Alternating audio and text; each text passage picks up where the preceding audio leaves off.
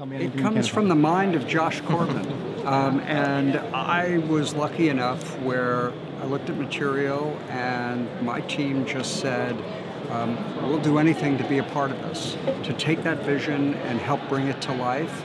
But it is unlike anything that's out there. The ambitions are great. And Josh, I don't know, how did that come into your head? You know, I think it's been a very long process. I've been working on it for a little more than 10 years now, and it's just been the idea of, I think you slowly start to build these worlds and these characters, and it was a lot of sort of stray scenes that I was writing, and a lot of just kind of imagining what could be and what could, you know, what we could create and the fun we could have doing it, and as far as how big it, and I think creating this sort of fantasy world, but also really focusing on the humanity of it.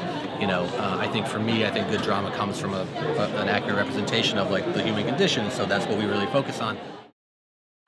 Well, Reprisal, you know, kind of our overarching tone is that it's a hyper-noir thriller drama. It's got Tarantino, Lynchian notes to it, but it's so much more than a revenge story. And yes, I play Doris Quinn, who actually is a woman named Catherine Harlow, who was her brother and her husband and all of these men. They had this gang called the Banished Brawlers, and she was a bird, a dancer at their club that they owned, and she stood up to them. She found out that they were doing something that she disagreed with, and she stood up to them, and so they chained her to a truck and dragged her through a field and left her for dead, but she didn't die. And I think it's really kind of there's no fury like a woman who had been scorned. You know, you really see the hell hath no fury in her. And so Doris, years later, is alive and well, recreated herself, and then an inciting incident brings her back down south to seek revenge on all of the men that wronged her. I'm really excited about it.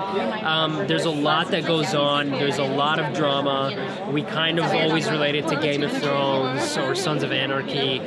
Breaking Bad is another reference that Josh uses a lot, especially the relationship between Walter White and Jesse. It's reflective of the relationship that Ethan, my character, has with Abigail's character. So it's a culmination of a lot of TV shows that we all love, and I think people are going to be excited by that when they see the show. The thing about our show is that I think that typically, you know, it's very easy to determine the villains, but every single person in our show is exactly that. It's like our motto is being a person, being a human is very messy, and there's not just, oh, I'm bad for the sake of being bad, or oh, I'm good for the sake of being good. It's very much mixed. I very much am just kind of an innocent bystander, a girl having her own issues. I'm a dancer at my father's club. I know that there's this great big world out there for me that's so much better than the contained, easy world that I live in. Not easy, because it's a game and, you know, a club. But there's just, it's like that whole thing of what you know is so much easier than the unknown. You know, this show is truly about, it's a revenge story that revolves around the theme of family. And family, you know, that you're born into, family that you become a part of, that you choose to be a part of, that you find along the way, family in general.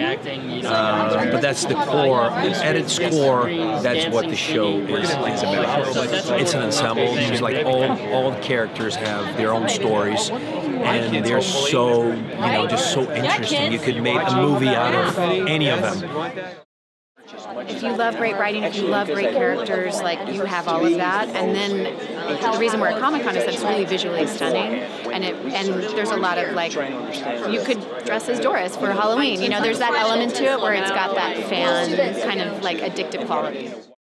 Well, I think we all felt that way. Abby's work in Rectify, I remember when I first saw it, I was like, whoa, wait a second, who is that? You know, how come I don't know her? Why haven't I worked with her? And we continued to study Abby's work, and then when we engaged, we sat in her backyard, and she just said, I don't think I can walk away from playing Doris. I think I have to do this, which was music to our ears. Yeah, and, you know, since day one, she just really, she's dived right in, and she has wholly embodied this character, and she is very passionate about it, and it's been inspiring to watch. So in that regard and many others, she's been a fantastic collaborator. And for me, it's I write these words, and then I'm like, yep, that's what I meant. At its core, it's about family, Yeah. and family that seeks to destroy each other, and the family you build in order to survive and to thrive, right? So I think as world building, and different as it is, there'll be themes that are recognizable, quite universal actually. And I think that's where it gives us a chance to have a broad appeal, but highly specific to a world that came out of Josh's head.